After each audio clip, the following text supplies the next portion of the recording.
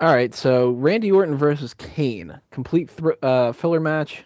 They clearly just did this because they had nothing better for either of the two to do. And it's kind of annoying. Not just because they didn't put a whole lot of effort into this. I mean, that is part of it, but doesn't it seem like Randy Orton is kind of like an afterthought for WrestleMania the past few years? Oh yeah. Yeah, He's like one of their biggest guys, and they don't seem to ever really want to put any effort into promoting him for the big show. It's like he has to be like this mid card filler each year. His match with CM Punk was like, well, we don't want to do CM Punk versus John Cena. We want to do Miz versus Cena, and we don't want to do Miz versus Orton. So let's just switch. And like, I don't know. I mean, I would like to see Randy Orton versus Kane. So it's not like this is necessarily going to be a bad match. Like if they would have thrown together Randy Orton versus Heath Slater, he's always going to be my go-to guy. But but it's just that they didn't put any effort into this, and you could tell that this wasn't one of those things that they were planning months ahead of time. They had Punk versus Jericho in the works. They had The Rock and Cena from a year ago, and Triple H versus Undertaker, and that was it. Uh, I do think it'll be an okay match. I don't think it'll be a great match. It might not even necessarily be a very good match. It kind of depends on how much time they're given, I think. Hmm. yeah. For the match itself, I do feel it's just been thrown together. There's, it's sort of one of those things where it needed to happen on some sort of level, but it hasn't been given enough build, and that both Kane and Orton they're kind of lost in the shuffle in a way. They should be in a position where they're basically able to sort of deliver, but I don't feel without any proper build and storyline that they will do. So the only thing I can say is we just see how it goes in terms of this match. And I agree with you guys completely. Orton's getting lost in the shuffle, and I think he's at the point in his career where he really doesn't care as much that he's getting lost in the shuffle, that he's not always the top dog. I mean, he is a top dog and one of the most athletic on the roster, but him Mm. and Punk, I feel, stole the show last year. One of the better matches, and I wouldn't be surprised if he tries to do it again this year, just to kind of snub The Rock and Cena. Hmm.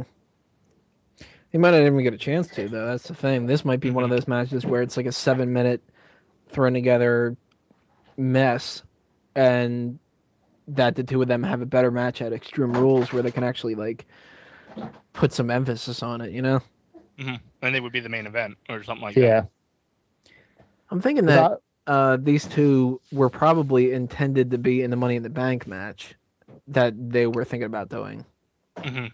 yeah, and that's why um, that I thought like the GM feud might not have been a 10-man tag, and most of the people that would have been in that because they were talking about possibly doing an all former world champion thing, and then they were also talking about not Drew McIntyre, Wade Barrett, and all kind of stuff. So I definitely could have seen them having Miz, Orton, Kane, Henry,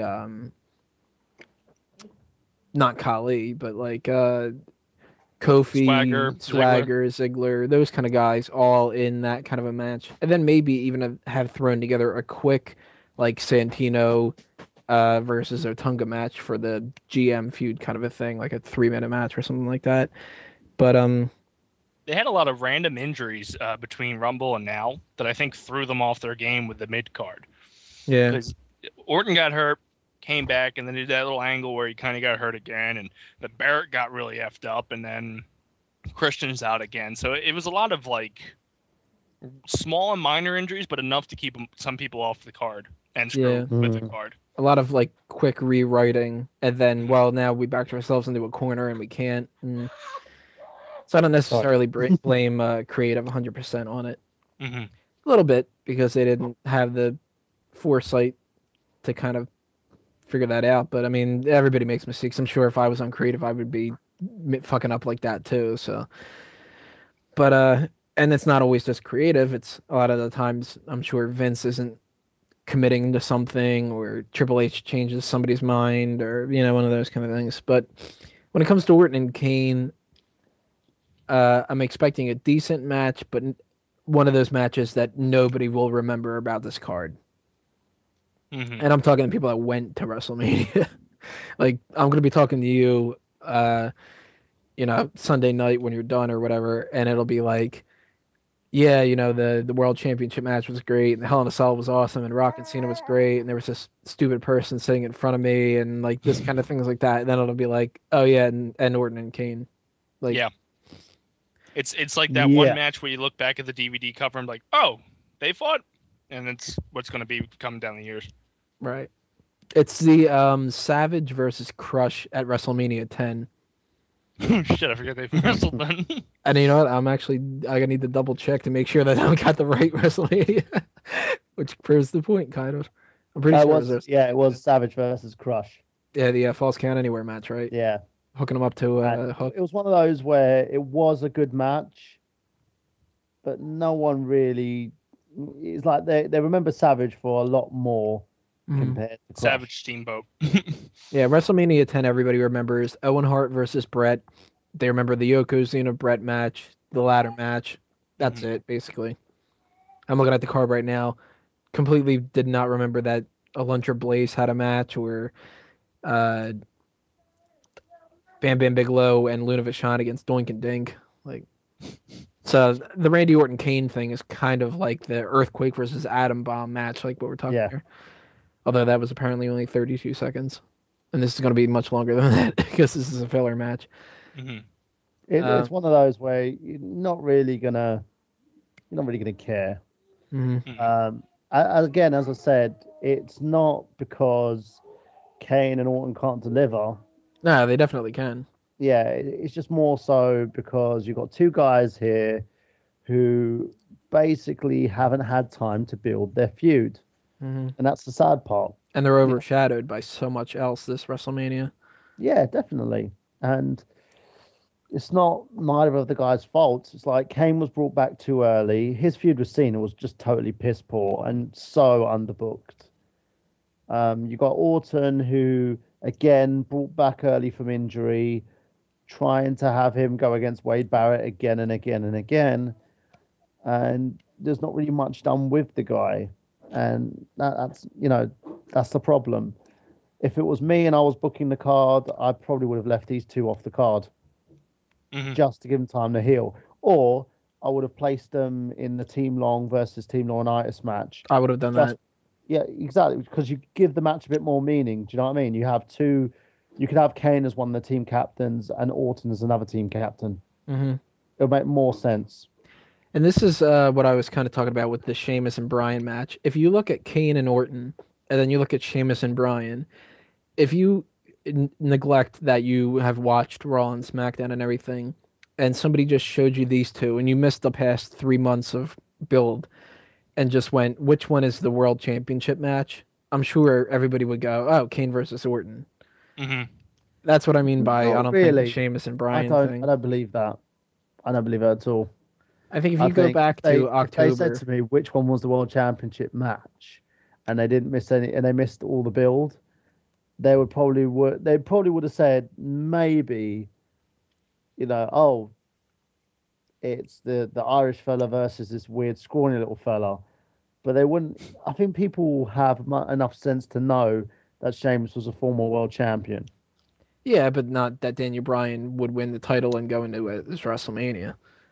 No, unless you're a real big mark, then you probably wouldn't. But in the same sense, I've had people who, are just casual wrestling watchers come up to me and say, that Daniel Bryan guy, he really pisses me off.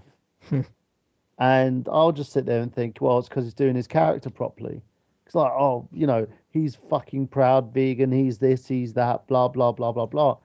And it does make me laugh because people know who he is. He's doing his job and he's pissing people off. Yeah, he's doing a better job as a heel than Kane is right now. Yeah, exactly. I'll give him that. I just don't think he's look necessarily as worth it. I know no should one have made that a Fatal 4 about Kane's return. No one's has talk to me about Orton's return, because people don't give a damn, because these guys have just been thrown in it. Mm. You know, so people, the most talked about thing about WrestleMania is going to be Cena versus The Rock. Yeah. No matter what, that's going to be the main talking point or the main selling point. Even Punk versus Jericho is going to have some sort of selling point to Mania, but everything else And is Hell in a crap Cell. shoot. Yeah. Yeah. But that's it. And that's what this Kane and Orton match is. It's a crapshoot. I mean, it really, as much as the Big Show Cody Rhodes match is hard to predict who's going to win, this one, it really doesn't even matter who wins because they're just going to have another match at Extreme Rules. Yeah, no one's going to care. So I don't care about this match. if Kane wins, Orton comes back and attacks him on Raw or something like that, and they have some kind of a last man standing match or something like that. If Orton gets a quick RKO on Kane and wins, Kane comes out and attacks him next week. It's going to be the same exact thing. But my final prediction for it, Randy Orton wins. And I'm not 100% faithful in that, but that's because it's a 50-50 shot, so it really doesn't matter.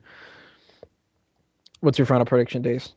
I'm going to go with Randy Orton because Kane still stalking Orton makes more sense than Orton trying to get a rematch because, like I said, Orton's personality is he just doesn't care. So he would be like, all right, I lost to Kane. World title. He would just ignore it. So I have a feeling that Orton's going to win and Kane's going to stalk Orton. And Mike, final prediction? I see Orton winning by DQ.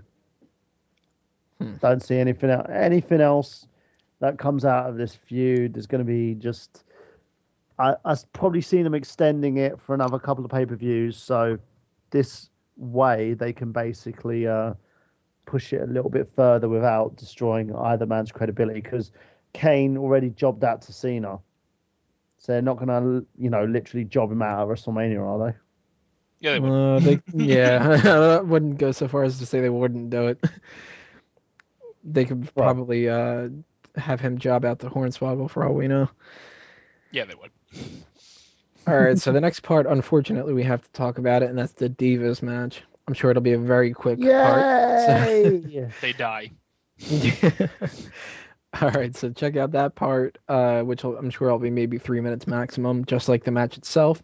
And then after that, we'll go to the CM Punk versus Chris Jericho one to make up for it.